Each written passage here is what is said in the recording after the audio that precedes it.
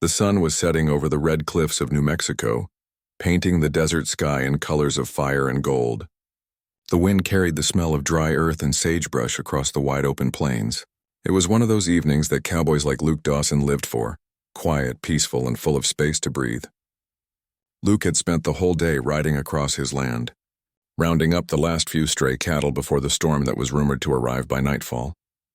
Luke was a man of few words, the kind who preferred the company of horses and the sound of the wind over the noise of people. He had lived alone on his ranch for more than 10 years. Life out there was not easy, sunburned days, cold nights, and long hours, but he liked it that way. He had his routines, his animals, and his silence. As he guided his old horse Dusty along the ridge, he noticed the dark line of clouds rolling in from the west. Lightning flashed far away, followed by the low growl of thunder. He sighed and pulled the brim of his hat lower. "We'd better hurry, boy," he said softly to the horse. But just as he was about to turn toward home, something caught his attention. Through the gusts of wind came a faint sound, something that didn't belong to the storm. He stopped and listened. There it was again, a cry. It was soft, carried by the wind, but clear enough to make his heart tighten. It didn't sound like an animal. It sounded human. Luke frowned. "Out here?" he muttered. There were no houses for miles. No reason for anyone to be wandering in the desert, especially with a storm coming. Still, he couldn't ignore it. He clicked his tongue, and Dusty started trotting toward the sound. As he rode closer, the wind grew stronger, and dust began to swirl in the air. The cries became clearer, high-pitched, frightened, and weak. Luke's heart started to pound. He followed the sound to a dry creek bed that ran between two tall cliffs. The ground was cracked and rough, but he could see small footprints in the dust. Then he saw them. Two young girls, no older than 7 or 8, were huddled together beside a fallen log. Their clothes were torn and dirty, and their faces were streaked with tears and mud. One of them was trying to shield the other with her small body as the wind whipped around them. Luke jumped off his horse. "Hey there!" he called out over the wind. "You all right?" The older girl looked up, her eyes wide with fear. For a moment, she didn't say anything. She just clutched the younger one tighter. Luke held up his hands gently. "It's okay. I'm not going to hurt you," he said softly. The younger girl whimpered, shivering from the cold wind. Luke took off his long brown coat and wrapped it around both of them. "There now," he murmured. "You're safe." The older girl finally found her voice. We got lost," she said quietly. Her voice trembled. "Our camp got washed away. The water came so fast." Luke looked at the creek bed. He could see signs of a flash flood, mud piled high, branches scattered everywhere. He nodded slowly. "You're lucky I found you," he said. "That storm's not done yet. We need to get you out of here." He lifted the younger girl carefully onto his horse, then helped the older one climb up behind her. Both girls held on tightly, still shivering. Luke climbed up after them, pulling his coat around their small shoulders. As he turned the horse toward home, the sky cracked open with thunder. Rain began to fall in heavy sheets. The wind howled, making it hard to see the trail ahead. Luke leaned forward, urging Dusty on. "Just a little farther, boy," he said. "Hang in there." It was a long ride through the storm. The rain soaked them to the bone, and the desert turned into rivers of mud. But Luke knew the land well. He guided the horse along the ridges, avoiding the low paths that were already flooding. All the while, he kept talking softly to the girls, trying to calm them. "You're doing just fine," he said. "We'll be home soon." After what felt like hours, the lights from Luke's small cabin appeared in the distance. He pushed Dusty to go faster, and finally they reached the gate. Luke carried the girls inside one by one.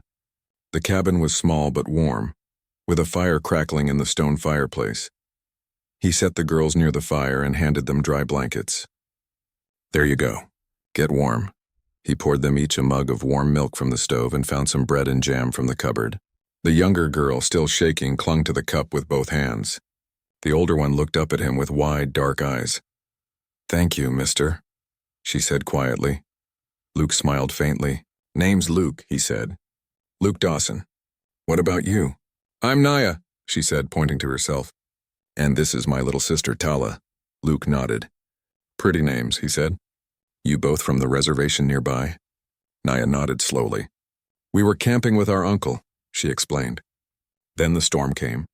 The water took our tent, and he told us to run. We couldn't find him again." Luke's heart tightened.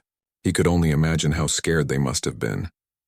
"You did good staying together," he said softly. "You're safe now. We'll figure out the rest in the morning." That night, Luke made a small bed for the girls by the fire. He gave them his extra blankets and watched as they slowly drifted off to sleep, still holding on to each other. Outside, the rain beat hard against the roof, but inside, the little cabin felt warm and calm. Luke sat in his old wooden chair and stared at the flames. He hadn't shared his home with anyone in years. The sound of the girls' soft breathing filled the room, and something in his chest began to change. He remembered a time long ago when he'd dreamed of having a family, a wife, maybe children, but life had taken him down a different path. Now, by pure chance, 2 frightened little girls had appeared at his door in the middle of a storm. He didn't know why, but it felt like something meant to happen. The next morning, the sky was clear again, bright and blue after the long night of rain. Luke cooked breakfast, eggs, beans, and biscuits. The girls sat at the table, smiling shyly, their hair still messy from sleep. For the first time since he'd found them, they laughed, a soft musical sound that filled the cabin with warmth. After breakfast, Luke saddled his horse and hitched up his old truck.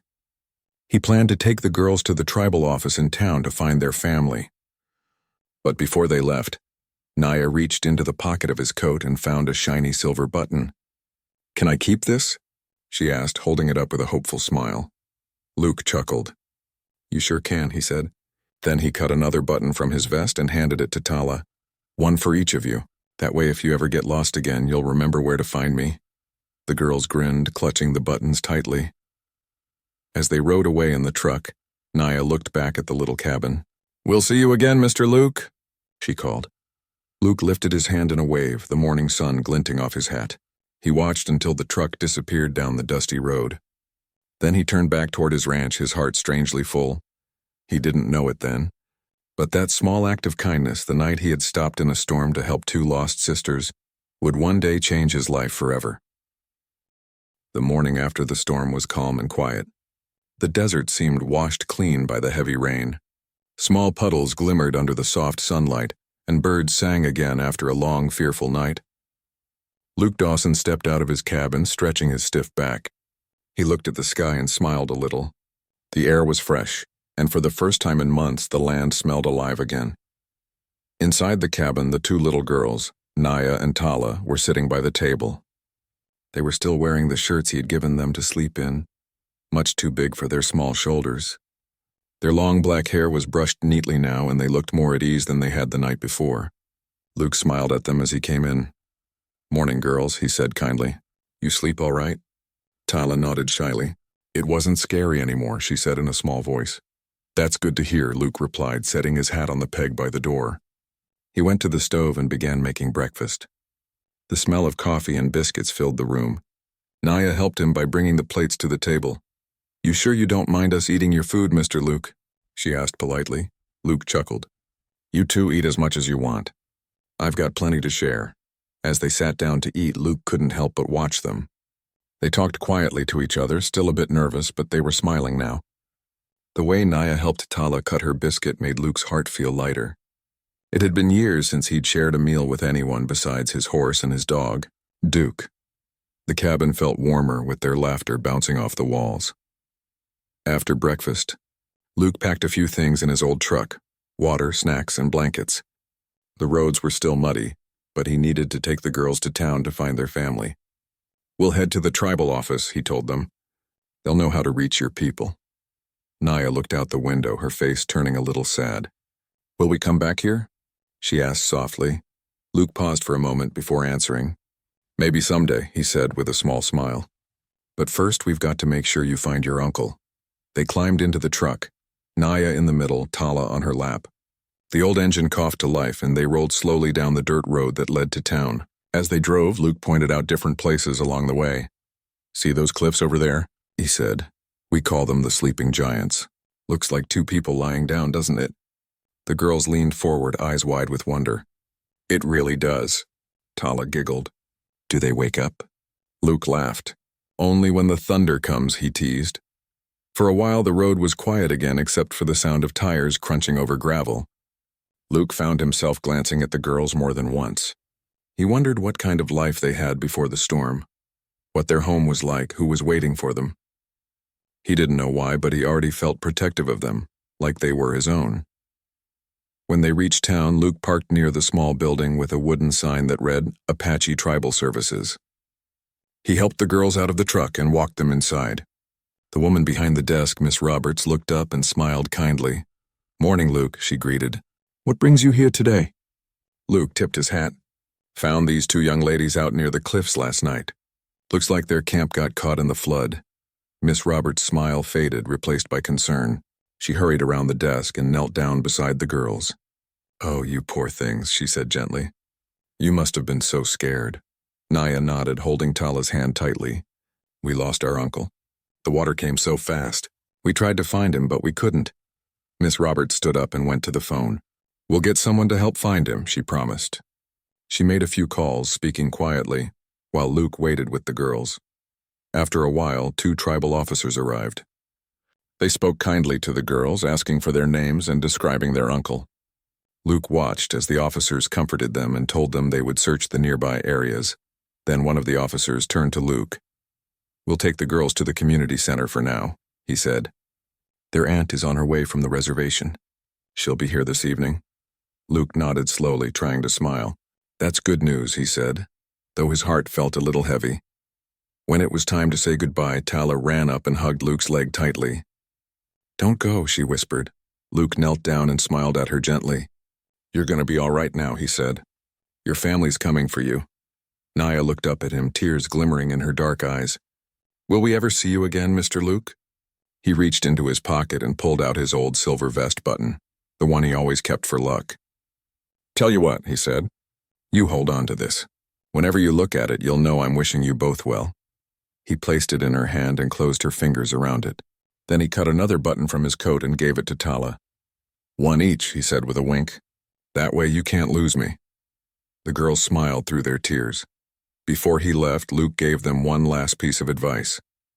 "The world's got plenty of storms," he said softly, "but don't ever let them take your hope. You hold tight to each other and you'll always find your way." He turned and walked out to his truck, tipping his hat to the officers. As he drove away, he glanced in the mirror and saw the 2 girls standing on the porch, waving their small hands. The drive back to the ranch felt longer and quieter than before. The sun was already high, making the desert shimmer like gold, but Luke didn't notice much of it. The cabin felt emptier than ever when he walked inside. He sat by the fire that night, the same chair, the same sound of wind outside, but without the laughter and tiny footsteps, it felt hollow. He reached into his pocket, half expecting to feel the smooth silver of his lucky button, but it was gone. A small smile crept across his face. "Guess they need it more than I do," he said quietly. Days passed, and Luke went back to his usual work. He fixed fences, cared for his cattle, and mended saddles. But every so often he'd catch himself glancing toward the road as if expecting a truck to appear with 2 little girls waving from the window. They never came, but he liked to imagine they were safe and happy somewhere. One afternoon, while checking the mailbox at the end of his long dirt road, Luke found a small envelope with no return address. Inside was a drawing, 2 stick-figure girls standing next to a tall cowboy and a horse. Underneath were 3 words written in a child's handwriting. "Thank you, Luke." Luke smiled and pinned the drawing to the wall beside his fireplace. It stayed there for years, the colors fading with time, but the memory never did. Even though he returned to his quiet life, something inside him had changed. The land looked a little brighter. The nights didn't feel as long. Sometimes, when the wind howled through the canyon, he thought he could still hear the faint laughter of 2 little girls calling his name. And though he didn't know it yet, that small act of kindness, the decision to stop his horse in a storm and help 2 lost sisters, would return to him in a way he could never have imagined. Because somewhere, beyond the horizon, Naya and Tala never forgot the cowboy who saved them, and fate was already setting the path for the day they would find their way back to him. 15 long years had passed since that stormy night when Luke Dawson had found the 2 lost Apache sisters in the desert. Life had moved on quietly, the way it always did on the open plains. Seasons changed. The sky still painted itself in gold and red at sunset, and Luke grew older, his once black hair now more gray than brown. But some things never changed. The land, his loyal horse Dusty, and the quiet company of his small cabin. Luke's life had slowed down, yet he kept busy. Every morning before sunrise, he fed his animals, repaired fences, and rode across his fields. The ranch wasn't big, but it was enough to keep him going. He didn't have family nearby, and most of his old friends had moved away or passed on. Still, he never complained. Solitude had become a companion he understood. But even in his quiet days, Luke often thought about the two little sisters he had once rescued, Naya and Tala. Sometimes, on stormy nights, he'd look at the fire and wonder where they were. He still had their old drawing pinned above the fireplace, the one they had sent him years ago, showing two girls and a cowboy beside a horse. The edges had faded, but every time he looked at it, he smiled. He often spoke to himself while working. "Reckon they're all grown up now," he'd mumble, wiping sweat from his brow. Maybe with families of their own. He liked to think that they were safe, happy, and living good lives somewhere out there. One warm summer afternoon, Luke was out by the south fence, fixing a broken post. The air was dry and the faint hum of cicadas filled the valley. He stopped to rest, wiping his forehead, when he heard the distant sound of a truck engine coming up the long dirt road toward his ranch. Visitors were rare in those parts, and he straightened up to look. A small blue pickup came into view, coated in dust from the road. Luke squinted at it, wondering who it might be. The truck slowed to a stop near the gate, and two women stepped out. Both wore jeans and boots, their long dark hair tied back neatly. For a moment, Luke just stood there puzzled. Something about them felt familiar, though he couldn't place it right away. Then one of the women smiled, and that smile hit him like lightning. "Mr. Luke?" She called out, her voice carrying across the field. Luke froze. That voice? It was gentle but sure, like a memory pulled straight from the past. He took a slow step forward. "Naya," he said, his voice trembling with disbelief. The woman nodded, her eyes glistening. "It's us," she said softly. Naya and Tala. For a moment, Luke couldn't speak. He just stared at them, two grown women now standing where two frightened girls once had been. Then his face broke into the biggest smile he'd worn in years. He dropped his gloves and walked toward them, his heart beating fast. "Well, I'll be," he said, his voice thick with emotion. "Look at you both, all grown up." Before he could say another word, Tala ran to him and threw her arms around him. Luke laughed and hugged her back, his eyes stinging. Naya joined them, and for a moment, all three just stood there, the desert wind blowing gently around them. When they finally pulled back, Luke looked at them with amazement. "I can't believe this," he said. "How on earth did you find me after all these years?" Naya smiled. "It took a long time," she admitted. "We tried to find you when we were teenagers, but no one seemed to know where you'd gone. Then last year we found an old record with your ranch's name on it. We just had to come see you." Luke chuckled softly. "Well, you sure found the right place," he said. "And I couldn't be happier to see you both." They spent the afternoon together, sitting on the porch as the sun dipped lower in the sky.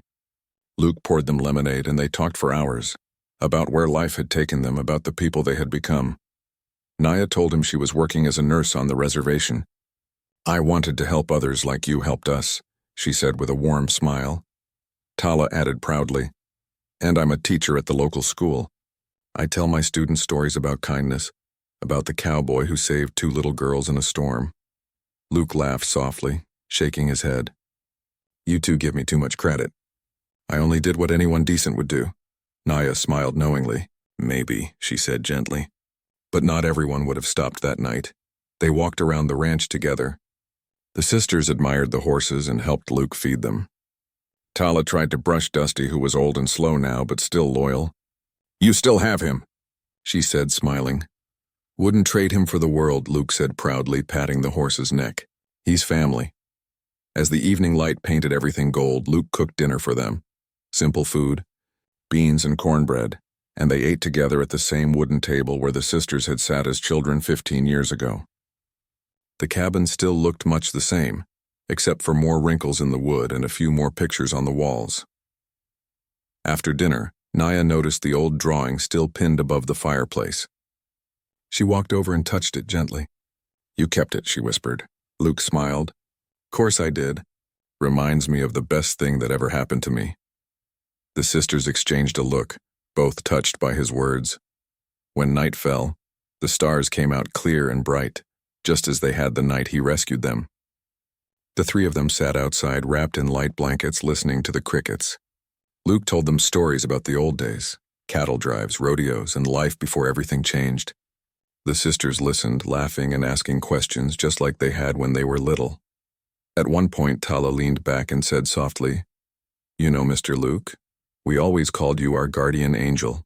When the storm hit, I thought we were gone for sure, but you showed up like a miracle." Luke smiled gently. "I wasn't no angel," he said, his voice soft. "Just a tired cowboy who happened to be in the right place at the right time." Naya looked at him thoughtfully. "Maybe so," she said. "But sometimes that's how miracles work." Luke felt a lump in his throat. He had spent so many years alone, never realizing how deeply those few days with the girls had stayed with him. And now, here they were again, grown, kind, and strong. As the night grew cooler, Naya suddenly said, "We don't want this to be just a visit." Luke raised an eyebrow. "Oh?" Tala nodded eagerly. "We want to come by more often. Maybe help out around the ranch on weekends. It's only a couple of hours' drive. We could bring groceries, fix things, or just keep you company." Luke blinked, surprised. "You mean that?" "Of course," Naya said with a smile.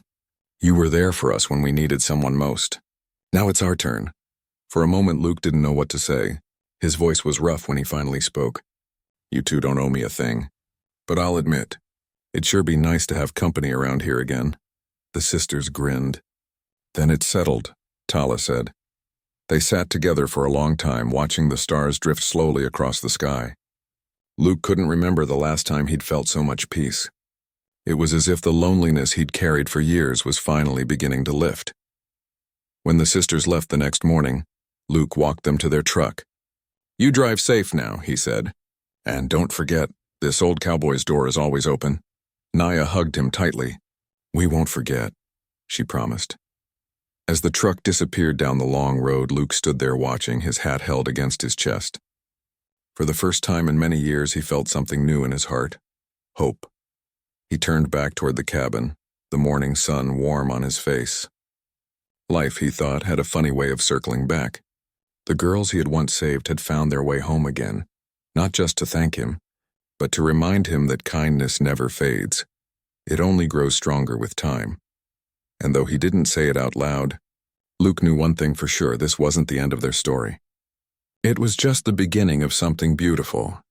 After that first reunion, Naya and Tala returned to Luke's ranch almost every weekend.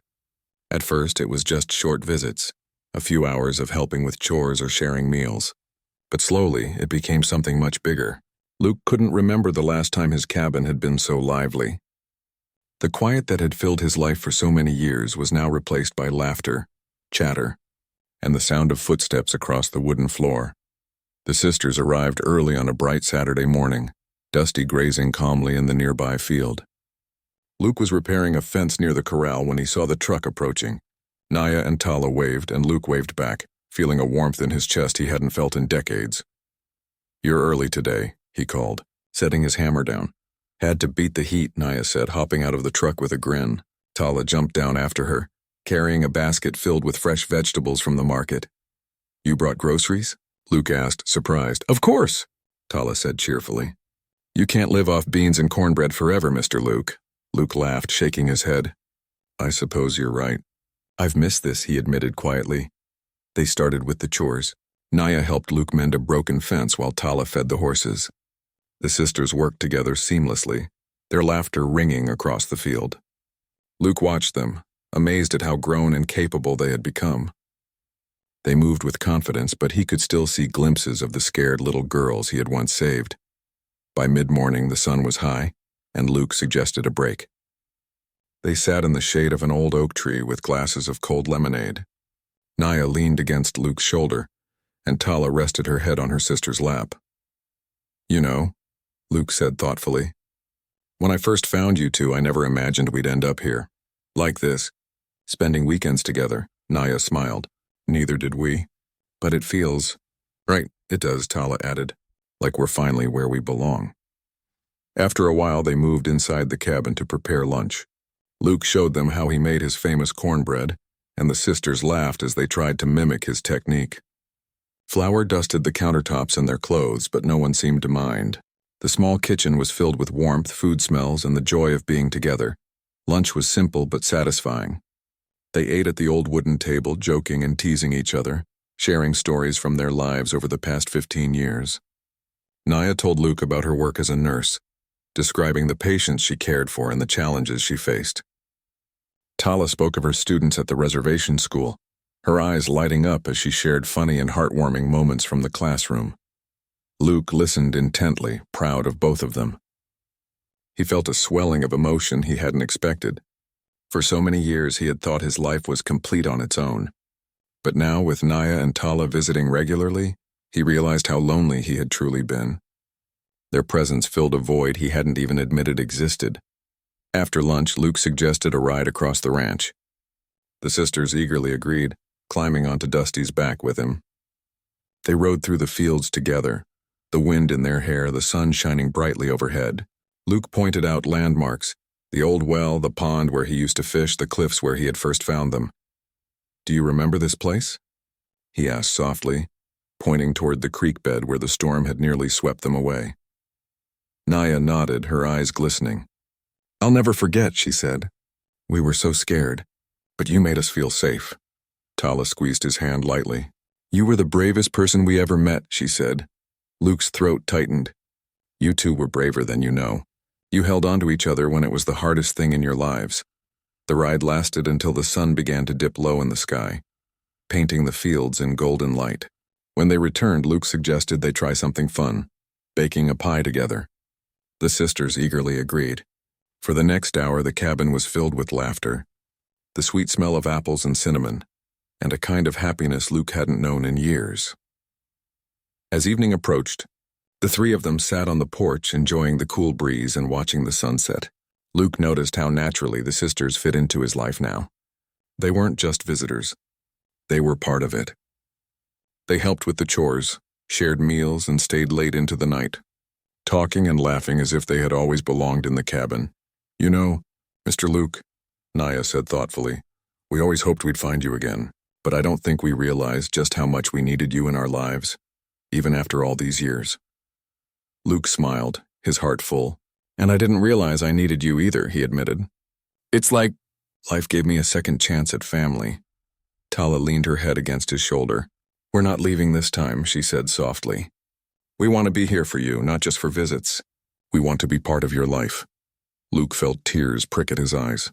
He had spent so many years alone, thinking family was something he had lost forever. And now, here they were, two young women, the girls he had once saved, offering him the family he never thought he would have. Days turned into weeks, and weeks turned into months. Naya and Tala continued to visit every weekend, sometimes staying for several days. They helped Luke around the ranch, fixed fences, tended the garden, and even helped cook meals. The cabin became lively and warm, full of chatter, laughter, and the simple joys of daily life. Luke noticed changes in himself, too. He laughed more easily, spoke more freely, and even began telling stories about his past which he had never shared with anyone.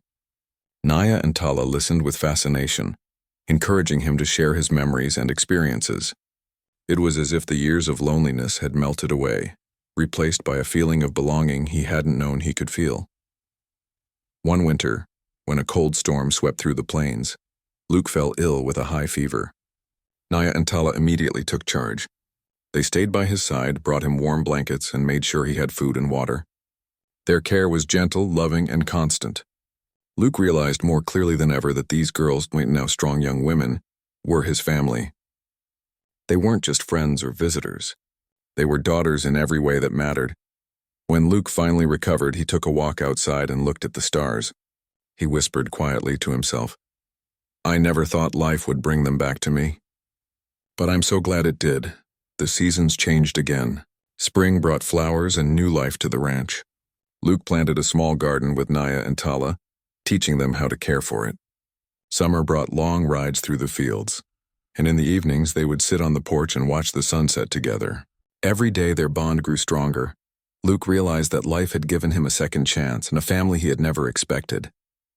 Naya and Tala, once scared little girls, had returned not just to thank him, but to become part of his life forever. And Luke, the lonely cowboy who had spent years on his own, finally felt complete. The three of them settled into a new rhythm. They celebrated birthdays together, shared holidays, and supported each other through hard times. Luke could see how the girls had grown into kind, strong, and compassionate women, and he felt proud beyond words.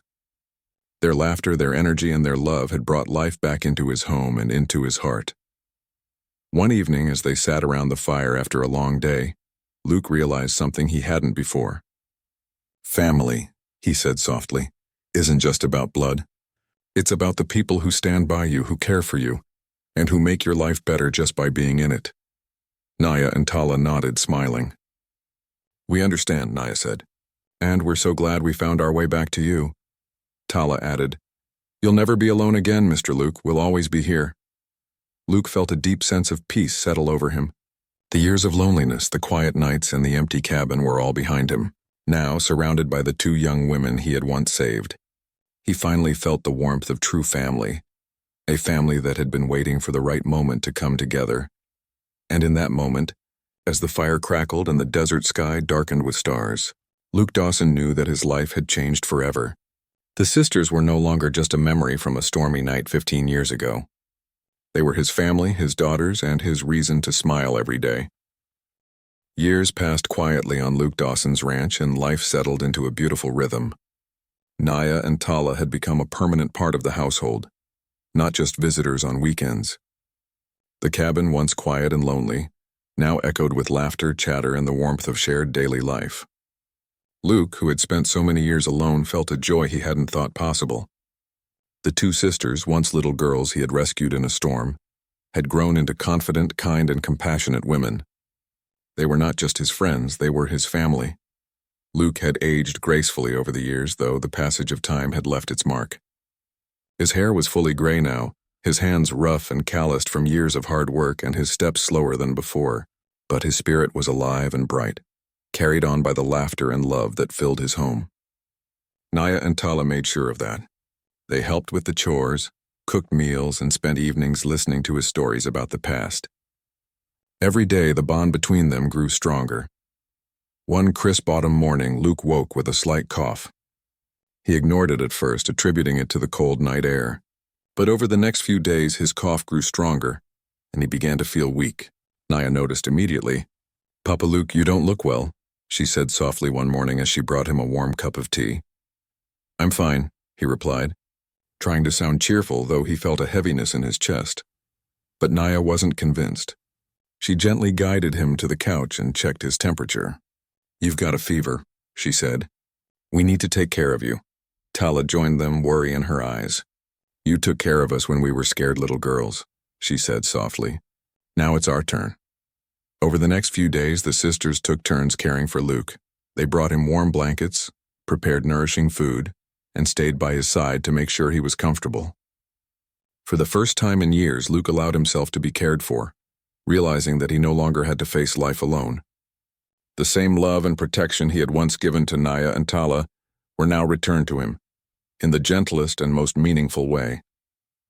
As Luke began to recover, he spent quiet moments reflecting on his life. He thought about the stormy night when he first found Naya and Tala, about the lonely years in between, and about the joy they had brought back into his life. He realized that kindness, even in its smallest forms, had the power to shape destinies. A single act, stopping to help two lost sisters, had created a bond that would last a lifetime. One evening, as the sun dipped behind the red cliffs, painting the sky in shades of orange and purple, Luke sat on the porch with the sisters. They were quiet, watching the horses graze in the fading light. For a long time, no one spoke, and the only sound was the soft rustle of wind through the trees. Finally, Luke broke the silence. "I've been thinking," he said, his voice soft, "about family. I used to think it was only about blood, but you two showed me that family is so much more than that. It's about who stands by you, who cares for you, and who makes your life brighter just by being in it." Naya leaned against him, her hand in his. "We understand, Papa Luke," she said, "and we're grateful for you.